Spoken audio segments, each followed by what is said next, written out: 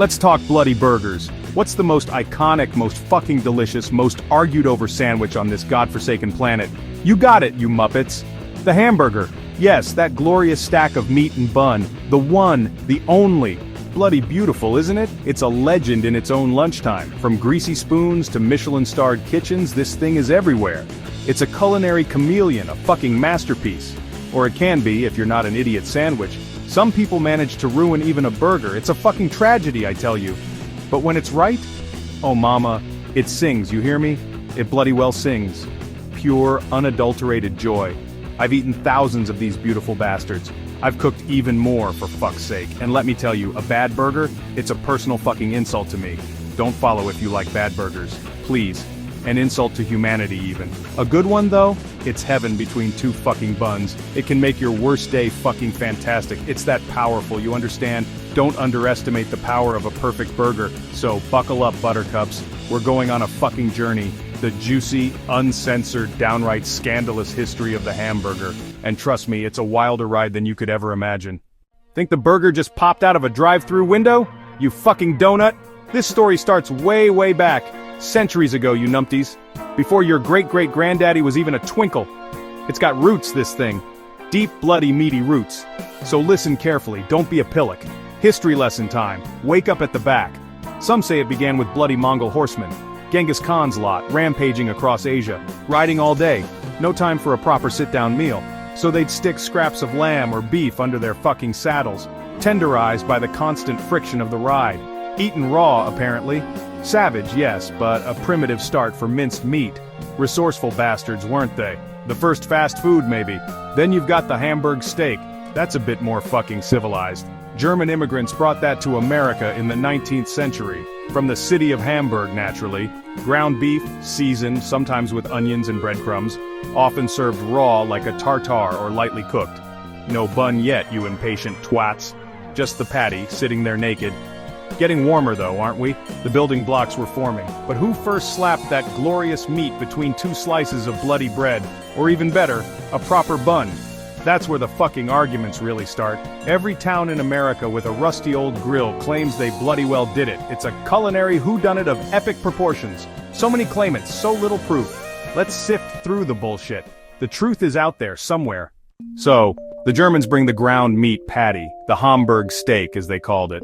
But it took American fucking ingenuity, or maybe just sheer unadulterated hunger, to turn it into a proper hamburger sandwich. They saw the potential, those crazy Yanks. God bless them for that, at least. They knew a good thing. When they weren't mucking it up, always looking for the next big thing. You've got all sorts of claimants, all vying for the title. Charlie Negreen in Seymour, Wisconsin, 1885. Hamburger Charlie, they called him. Clever. Apparently he squashed a meatball between two slices of bread so fairgoers could walk around and eat. Smart thinking for a hungry crowd. Then there's Frank and Charles Menches, brothers from Hamburg, New York, same fucking year. Story goes they ran out of pork for sausages at a fair, substituted beef, called it a hamburger. Coincidence? Or just a damn good idea whose time had come? These early burgers weren't your poncy gourmet creations. No fucking foie gras or truffle aioli. Served from lunch wagons, street carts, and early diners. Honest food for working blokes, plain and simple. Quick, cheap, and bloody delicious when done right. The kind of fuel that built a nation, some might say. Or at least got people through a hard day's work. No frills, just pure, unadulterated satisfaction. That's the bloody point, isn't it? The 1904 St. Louis World's Fair, that's often cited as a big fucking moment. It helped put the hamburger on the national map, exposed it to a much wider, more diverse audience. Suddenly, it wasn't just some obscure, local snack hawked by dodgy-looking street vendors, it was becoming a true American icon. About bloody time, I'd say. The legend was just getting started. And what a fucking legend it became. Early on, ground meat had a bit of a dodgy reputation. Let's be honest, it was a bit fucking grim. Upton Sinclair's book, The Jungle, scared the shite out of people, exposed the disgusting conditions in meatpacking plants. So people were suspicious of ground beef, thought it was made from scraps, old boots, and God knows what, unsanitary. You wouldn't trust it, would you? Fucking hell, some of it probably was. A burger could be a lottery back then. Then along came White Castle in 1921, Wichita, Kansas. Founded by Billy Ingram and Walter Anderson. Those two were clever bastards, I tell you. They knew they had to change public perception. They had to make burgers seem clean, safe, and respectable. A fucking challenge, but they were up for it. They saw an opportunity, those sly dogs, and they grabbed it by the horns, or in this case, by the tiny patties. Their little restaurants were gleaming white, spotless, stainless steel everywhere, shining like a fucking operating theater. You could see the burgers being cooked right in front of you. No mystery meat from a dark, dingy kitchen. They used small, square patties, famously with 5 holes, cooked quickly on a bed of onions, steaming them through. Consistency, that was their effing smart. They made the hamburger a mainstream fucking phenomenon. Sold them by the sackful for just a few cents each. People lined up down the bloody street. They weren't just selling burgers, they were selling an experience. They were selling trust, cleanliness, modernity, and a fucking genius. They laid the groundwork for what was to come. The burger was on its way up. The fast food wars, Golden Arches, and Burger Kings, a fucking invasion. After World War II, America was changing, fast. The economy was booming, people had money, cars became commonplace, suburbs sprawled out everywhere, families were on the go, zipping around. They needed food, and they needed it fucking fast. And what's faster, cheaper, and more American than a goddamn hamburger? Nothing, that's what, you muppets. The stage was set for a revolution. Enter the McDonald brothers, Dick and Mac, San Bernardino, California in the late 1940s. They weren't chefs, not in the traditional sense. They were efficiency fucking experts. They streamlined their kitchen like a Ford assembly line. The speedy service system, they called it. Limited menu burgers, fries, shakes, that's it. Bam, bam, bam, in and out, no fucking about. It was revolutionary for fuck's sake. Then along came Ray Kroc, a persistent, ambitious, shitty milkshake machine salesman. He saw the McDonald brothers operation and his eyes came out of his skull. He saw fucking gold, that weasel shark. He wasn't a culinary genius, Kroc. But he was a fucking stingy visionary when it came screwing everybody in business. He begged the brothers to let him franchise their system. McDonald's everywhere, coast to fucking coast, not giving a fuck about quality. He took their simple idea and ran with it and shitted out quality while running. All the way to the fucking bank, those greedy bastards.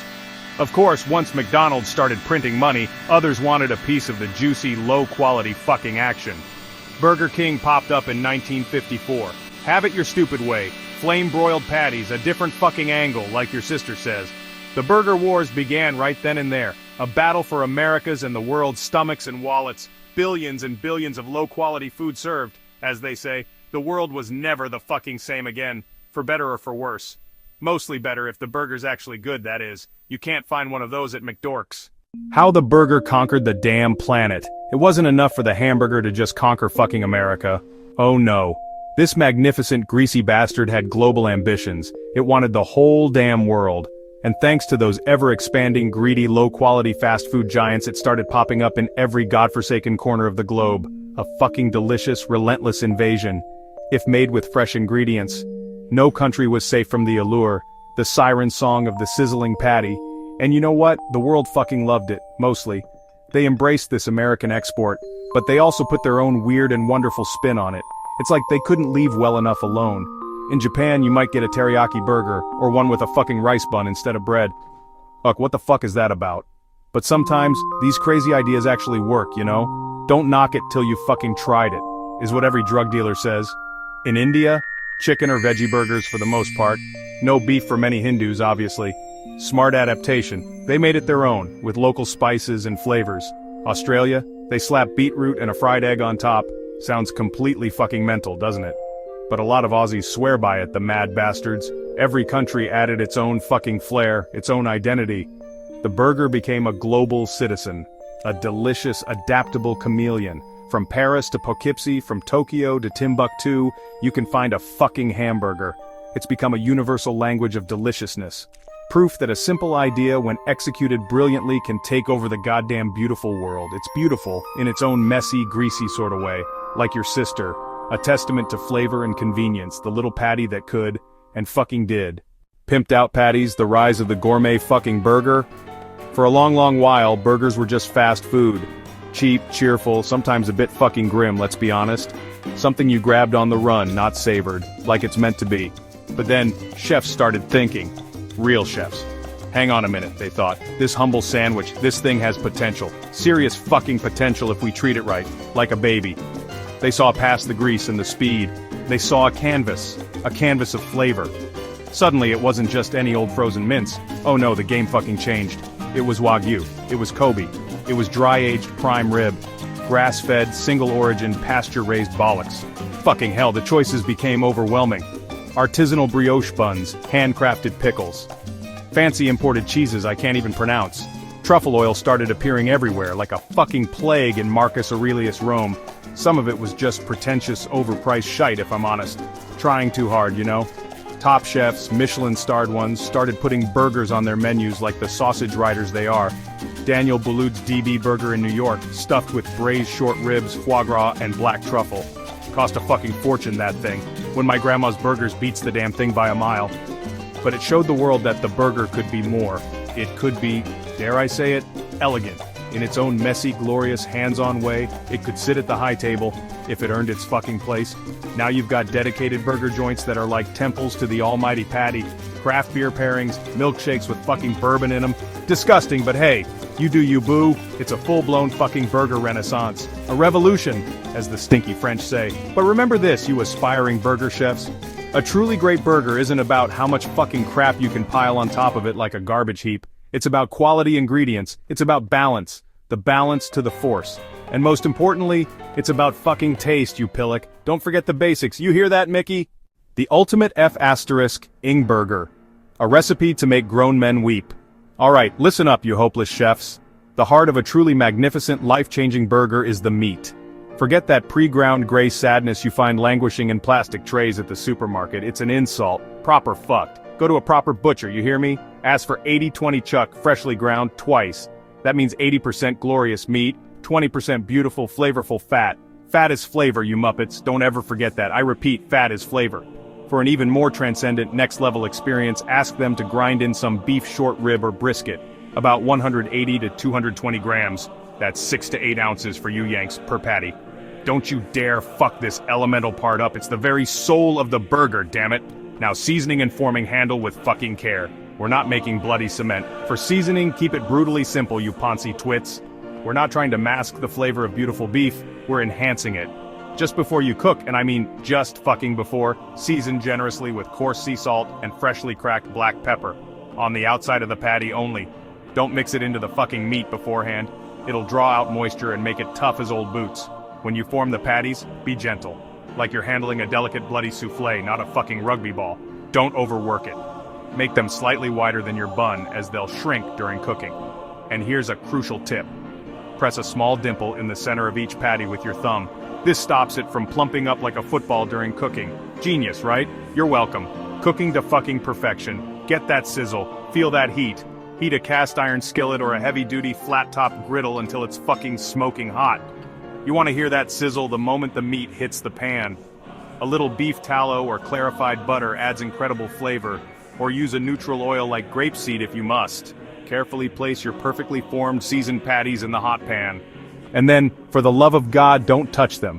Let them develop a beautiful, dark brown, crispy crust. That's the Maillard reaction, you ignoramuses. That's where all the deep, savory flavor lives. About 3 to 4 minutes per side should do it for a perfect medium rare to medium. And whatever you do, don't you dare press down on them with a spatula like some fucking amateur. You'll squeeze out all the precious juice, you kisser. If you want cheese, and of course you fucking do, you weirdo, add a slice of good quality sharp cheddar, proper American cheese, it melts like a dream. Or Swiss in the last minute of cooking. Cover the pan briefly with a lid or a bowl to melt it into oozy, molten perfection. Buns, toppings, and assembly, the grand fucking finale. Buns, not those anemic cotton wool excuses for bread that fall apart if you so much as look at them. Get a good quality brioche bun for richness, a classic potato roll for softness, or a sturdy sesame seed bun. Slice them and toast them. This is non-negotiable. Butter them lightly and toast on the griddle or in the pan until golden brown and slightly crisp. Now the sauce. My secret weapon, a simple but potent mix of good quality mayonnaise, a touch of ketchup for sweetness, a smidge of Dijon mustard for kick, a few finely chopped cornichons or pickle relish for tang, a dash of Worcestershire sauce for depth, and a whisper of smoked paprika. Spread it generously on both toasted bun halves. For toppings, keep it fresh and crisp. A leaf of iceberg or butter lettuce, a ripe tomato slice, season your fucking tomatoes, thinly sliced red onion, maybe soaked in ice water for a few minutes to mellow its bite, and some good tangy dill pickles. Crispy smoked bacon, fuck yes. If you're feeling decadent and want to go all out, Assemble it with care bottom bun, sauce, lettuce, tomato, the magnificent patty with its melted cheese crown, then red onion, pickles, a bit more sauce, and finally the top bun. Now behold your creation, and eat it like you fucking mean it. The burger's enduring glory still fucking sizzling, idiots. So, there you have it, you lot. From Mongol horsemen gnawing on raw fucking meat to Ponzi gourmet chefs pimping out patties with foie gras. What a fucking journey, eh? The humble hamburger has seen it all. It's done it all. Conquered all. And it's still here, standing tall, stronger and more delicious than ever. It's a fucking survivor. Why? Why does it endure, you ask? Because it's fucking brilliant, that's why. No more questions, you twats. It's simple at its core, yet endlessly complex. It's deeply, truly satisfying. It's endlessly adaptable to any taste, any culture. It's a blank canvas for culinary creativity, or just a damn good, quick, honest meal. It's comfort food, it's celebration food, it's everything, you understand? It's the real fucking people's champion, you hear that? Dodgy. So next time you're hungry, properly hungry, don't just reach for some pre-made frozen crap that tastes like disappointment and regret. Think about what you've learned today, you useless gits. Get some good quality fucking meat. Like your boy here. Look at it and treat it with the respect. Build your own fucking masterpiece between those buns. Use my recipe, or don't, if you think you know better. But for God's sake, make it good. Make it legendary.